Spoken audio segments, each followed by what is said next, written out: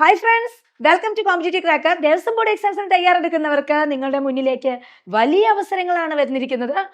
Thiruvithamkoor Devaswom board, Kochi Devaswom board, കൂടൽമാണിക്യത്തിലേക്ക് എല്ലാം notifications വന്നിട്ടുണ്ട്. തിരുവിതാംകൂർ ദേവസ്വം ബോർഡിൽ തന്നെ വിവിധ തസ്തികകളിലേക്ക് നോട്ടിഫിക്കേഷൻ വന്നിട്ടുണ്ട്. കൊച്ചി ദേവസ്വം ബോർഡിലേക്ക് വന്നിട്ടുണ്ട്. കൂടൽമാണിക്യത്തിലേക്കും LD ഉൾപ്പെടെയുള്ള തസ്തികകളിലേക്ക് നോട്ടിഫിക്കേഷൻസ് എല്ലാം വന്നിട്ടുണ്ട്.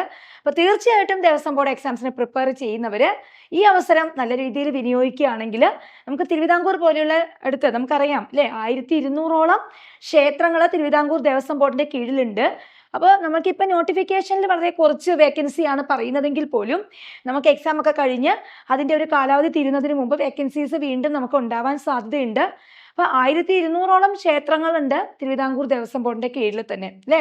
അപ്പൊ നമുക്ക് തിരുവിതാംകൂർ ദേവസ്വം ബോർഡിനെ കുറിച്ചൊന്ന് പറഞ്ഞാൽ, തിരുവിതാംകൂർ ദേവസ്വം ബോർഡിന്റെ ആസ്ഥാനം, അതിന്റെ ഹെഡ് ക്വാർട്ടേഴ്സ് എന്ന് പറയുന്നത് നന്ദൻകോട് തിരുവനന്തപുരത്താണ് കേട്ടോ. തിരുവനന്തപുരത്ത് നന്ദൻകോടിലാണ് തിരുവിതാംകൂർ ദേവസ്വം ബോർഡിന്റെ ഹെഡ് ക്വാർട്ടേഴ്സ്, അതിന്റെ ആസ്ഥാനം. ഇത് പോലും ഒരു PSC അല്ലെങ്കിൽ ദേവസ്വത്തിലെ ക്വസ്റ്റ്യൻ ആണ് കേട്ടോ. ക്വസ്റ്റ്യൻ ആണ്, നമുക്ക് പരീക്ഷയ്ക്ക് ചോദിക്കാവുന്ന ക്വസ്റ്റ്യൻ ആണ്. ഇനി ആരാണ് തിരുവിതാംകൂർ ദേവസ്വം ബോർഡിന്റെ പ്രസിഡന്റ് എന്ന് ചോദിച്ചാൽ PS പ്രശാന്ത് ആണ്. PS പ്രശാന്ത് ആണ് നിലവിലെ തിരുവിതാംകൂർ ദേവസ്വം ബോർഡിന്റെ പ്രസിഡന്റ് ആയിട്ടുള്ളത്. ഇനി കൊച്ചിൻ ദേവസ്വം ബോർഡിലേക്ക് വരുമ്പോൾ, കൊച്ചിൻ ദേവസ്വം ബോർഡിന്റെ ആസ്ഥാനം, അതിന്റെ ഹെഡ് ക്വാർട്ടേഴ്സ് എന്ന് പറയുന്നത് എവിടെയാണ്? അത് തൃശ്ശൂരാണ് കേട്ടോ. തൃശ്ശൂരാണ് അതിന്റെ ഹെഡ് ക്വാർട്ടേഴ്സ്. ഇപ്പോൾ നിലവിലെ കൊച്ചിൻ ദേവസ്വം ബോർഡിന്റെ പ്രസിഡന്റ് എന്ന് പറയുന്നത് ആരാണ്? K രവീന്ദ്രനാണ്. K രവീന്ദ്രനാണ് കൊച്ചിൻ ദേവസ്വം ബോർഡിന്റെ പ്രസിഡന്റ്. ഇതെല്ലാം നമ്മൾ അറിഞ്ഞിരിക്കേണ്ടതാണ്. നമ്മൾ ദേവസ്വം ബോർഡ് എക്സാംസിന് ഇതെല്ലാം പരീക്ഷയ്ക്ക് ചോദിക്കാവുന്നതാണ്. അപ്പോൾ ധാരാളം ക്ഷേത്രങ്ങളുണ്ട് ഈ ദേവസ്വം ബോർഡിന്റെ ഒക്കെ കീഴിൽ. അതുകൊണ്ട് തന്നെ നമുക്ക് ജോലി സാധ്യത, നിലവിലെ വേക്കൻസി അല്ലാതെയും ഇനിയും വേക്കൻസീസ് ഉണ്ടാവാനും നമ്മൾക്ക് ജോലി സാധ്യതയും ഉണ്ട്.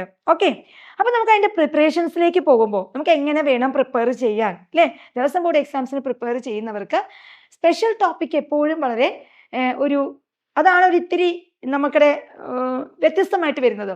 അപ്പോൾ ആ സ്പെഷ്യൽ ടോപ്പിക്ക് പ്ലാൻഡ് ആയിട്ട് പഠിച്ചാൽ തീർച്ചയായിട്ടും നമുക്ക് ഈ എക്സാംസ് ക്ലിയർ ചെയ്യാൻ പറ്റും. ബാക്കിയെല്ലാം നമ്മൾ പഠിക്കുന്ന ഭാഗങ്ങൾ തന്നെയാണ്. GK ഉണ്ട്, ഇംഗ്ലീഷ് ഉണ്ട്, മലയാളം ഉണ്ട്, മാത്സ് ഉണ്ട്. നിങ്ങൾക്കറിയാം, അതെല്ലാം നമ്മൾ മറ്റ് എക്സാംസിന്, മറ്റ് LD എക്സാംസിനൊക്കെ പ്രിപ്പയർ ചെയ്യുന്നതാണ്. ഇവിടെ ഒരു സ്പെഷ്യൽ ടോപ്പിക്ക് മാത്രമാണ്. അതും നമ്മൾക്ക് ഒന്ന് പ്ലാൻ ചെയ്ത് പഠിച്ചാൽ നമുക്ക് അത് നേടിയെടുക്കാവുന്നതാണ്. ഓക്കെ, അപ്പം നമുക്ക് സ്പെഷ്യൽ ടോപ്പിക്സിലെ കുറച്ച് ക്വസ്റ്റ്യൻസ്, ഇമ്പോർട്ടൻ്റ് ആയിട്ട് വരുന്ന കുറച്ച് ക്വസ്റ്റ്യൻസ് നമുക്കിന്ന് ഡിസ്കസ് ചെയ്യാം. ഓക്കെ, അപ്പോൾ ഫസ്റ്റ് ക്വസ്റ്റ്യൻ ഇതാണ്: താഴെ പറയുന്ന ഏത് ക്ഷേത്രത്തിലാണ് ശിവന്റെയും പാർവതിയുടെയും പ്രതിഷ്ഠകൾ ഒരു ശ്രീകോവിലിനുള്ളിൽ തന്നെ വിപരീത ദിശയിലുള്ളത്? താഴെ പറയുന്ന ഏത് ക്ഷേത്രത്തിലാണ് ശിവന്റെയും പാർവതിയുടെയും പ്രതിഷ്ഠകൾ ഒരു ശ്രീകോവിലിനുള്ളിൽ തന്നെ വിപരീത ദിശകളിൽ ഉള്ളത്? ചോറ്റാനിക്കര ക്ഷേത്രം, തൃച്ചംബരം ക്ഷേത്രം, കാടാമ്പുഴ ക്ഷേത്രം, തിരുവൈരാണിക്കുളം ക്ഷേത്രം. ഇതിലെവിടെയാണ് ശിവന്റെയും പാർവതിയുടെയും പ്രതിഷ്ഠകൾ ഒരു ശ്രീകോവിലിനുള്ളിൽ തന്നെ വിപരീത ദിശയിലുള്ളത് എന്നാണ് ചോദിച്ചിരിക്കുന്നത്. നമുക്ക് ഇതിൽ പെട്ടെന്ന് തന്നെ നോക്കിയറിയാം. ചോറ്റാനിക്കര എന്ന് പറയുമ്പോൾ അവിടെ ദേവീക്ഷേത്രമാണ്, ദേവിക്കാണ് കൂടുതൽ പ്രാധാന്യം അല്ലെ. കാടാമ്പുഴയും ഒരു ദേവീക്ഷേത്രമാണ്. അവിടെ ചോറ്റാനിക്കര ശിവന്റെ ഉണ്ട്, പക്ഷെ എങ്കിൽ പോലും ദേവിക്കാണ് അവിടെ കൂടുതൽ പ്രാധാന്യം. പിന്നെ നമുക്ക് തൃച്ചംബരം ക്ഷേത്രത്തിനെ കുറിച്ച് പറയുമ്പോൾ, തൃച്ചംബരം ഒരു കൃഷ്ണന്റെ ക്ഷേത്രമാണ് അല്ലെ. തൃച്ചംബരത്ത് എന്ന് പറയുമ്പോൾ അവിടെ കൃഷ്ണനാണ്, ശ്രീകൃഷ്ണന്റെ ആണ്, കൃഷ്ണന്റെ ക്ഷേത്രമാണ്. പിന്നെ നമുക്കറിയാം തിരുവൈരാണിക്കുളം, വളരെ ഫേമസ് ആയിട്ടുള്ള ഇതാണ് തിരുവൈരാണിക്കുളം. ആലുവ കഴിഞ്ഞിട്ട് ഉള്ള, എറണാകുളം ജില്ലയിലെ ആലുവ കഴിഞ്ഞിട്ട് തിരുവൈരാണിക്കുളത്ത് അല്ലേ, തിരുവൈരാണിക്കുളം എന്ന് പറയുന്ന ക്ഷേത്രം അത്രയും ഫേമസ് ആയിട്ടുള്ളൊരു ക്ഷേത്രമാണ്. അവിടെയാണ് ശിവനും പാർവതിയും ഒരു ശ്രീകോവിലിനുള്ളിൽ തന്നെ വിപരീത ദിശയിലുള്ളത്. അതായത് ഭഗവാൻ ശിവൻ കിഴക്കോട്ടും ഭഗവതി പാർവതി പടിഞ്ഞാറോട്ടുമായിട്ടാണ് തിരുവൈരാണിക്കുളം ക്ഷേത്രത്തിൽ ഇരിക്കുന്നത്. ഒരാൾ കിഴക്കോട്ടും ഒരേ ശ്രീകോവിലിൽ തന്നെ വിപരീത ദിശയിൽ, ഒരാൾ കിഴക്കോട്ടും ഒരാൾ പടിഞ്ഞാറോട്ടുമായിട്ടാണ് ഈ തിരുവൈരാണിക്കുളം ക്ഷേത്രത്തിൽ ശിവനും പാർവതിയും ഇരിക്കുന്നത്. ഇതൊരു ഫേമസ് ആയിട്ടുള്ള ക്ഷേത്രമാണ്.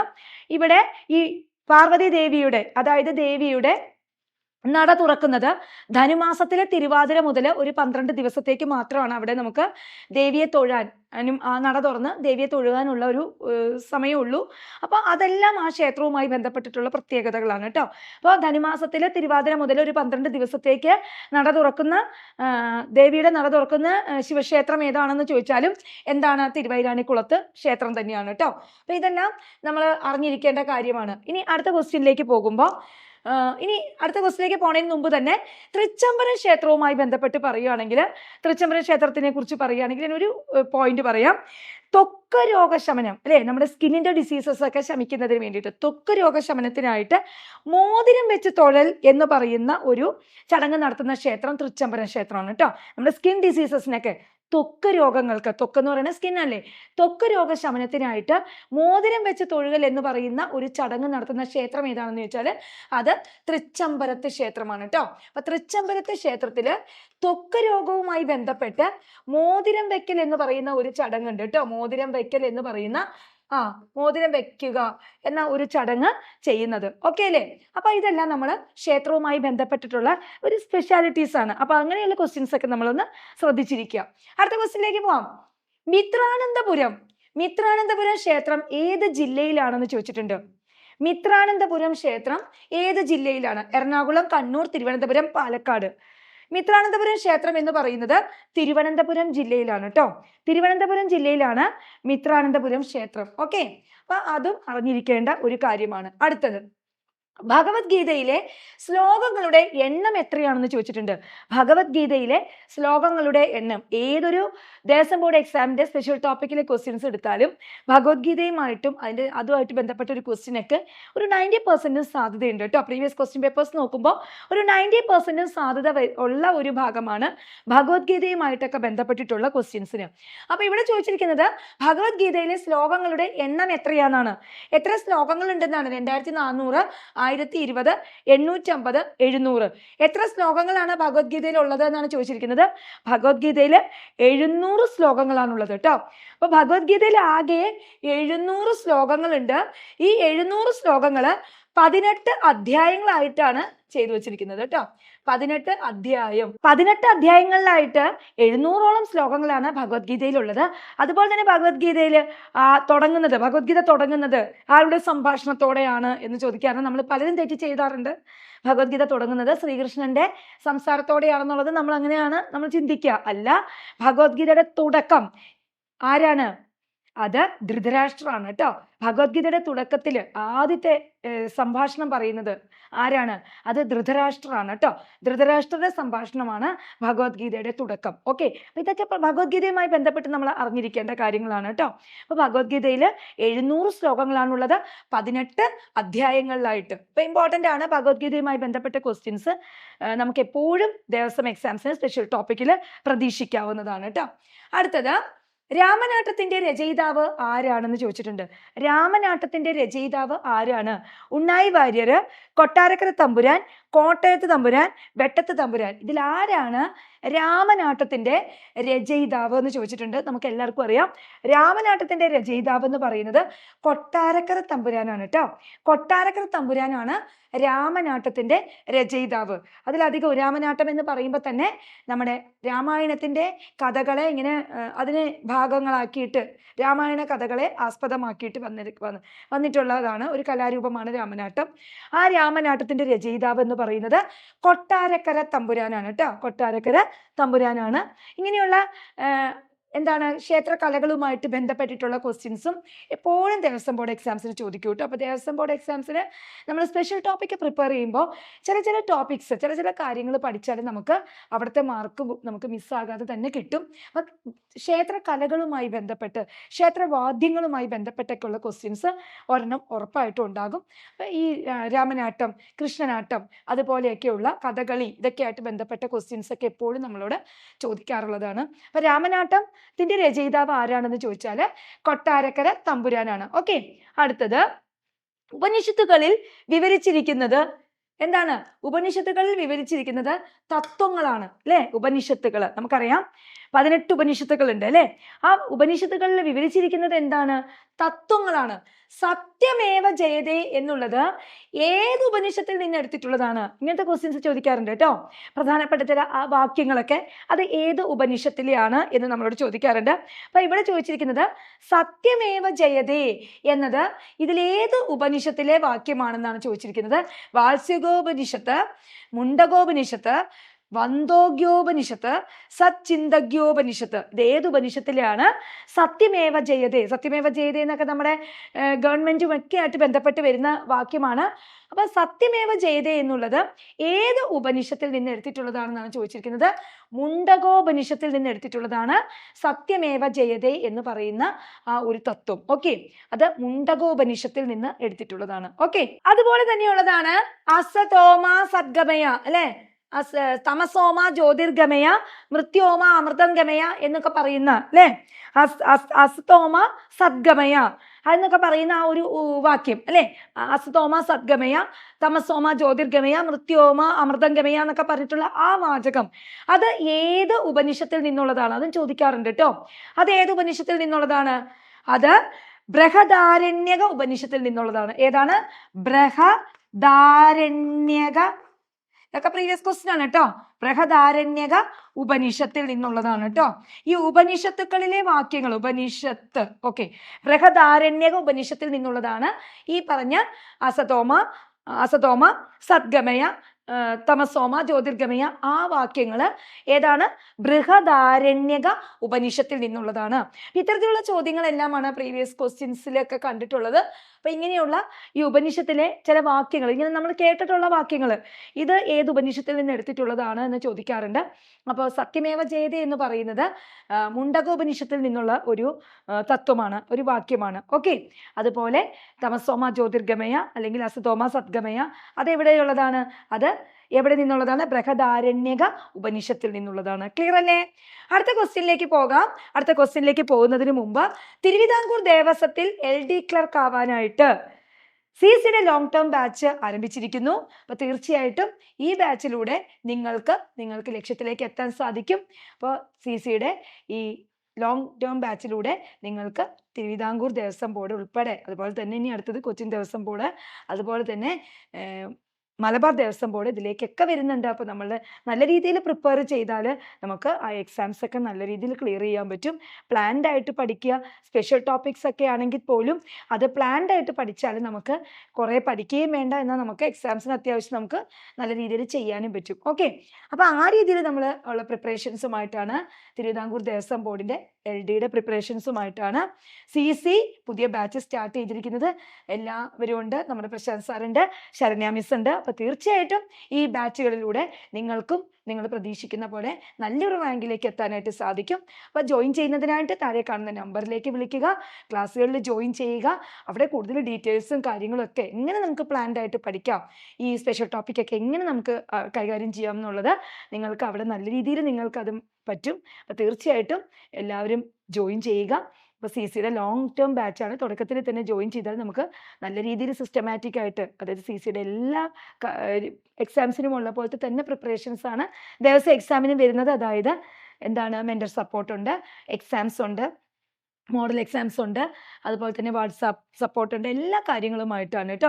എല്ലാ തരത്തിലുമുള്ള അതായത് CCയുടെ മറ്റു എക്സാംസ് പോലെ തന്നെ എല്ലാ സീരിയസോടും കൂടി തന്നെയാണ് ദേവസ്വം എക്സാംസിന് വേണ്ടിയും പ്രിപ്പറേഷൻസ് നടത്തുന്നത്. അപ്പോൾ നിങ്ങൾക്ക് ജോയിൻ ചെയ്ത് പഠിച്ചാൽ നിങ്ങൾക്ക് തീർച്ചയായിട്ടും നിങ്ങൾക്ക് നല്ലൊരു റാങ്കിലേക്ക് എത്താം.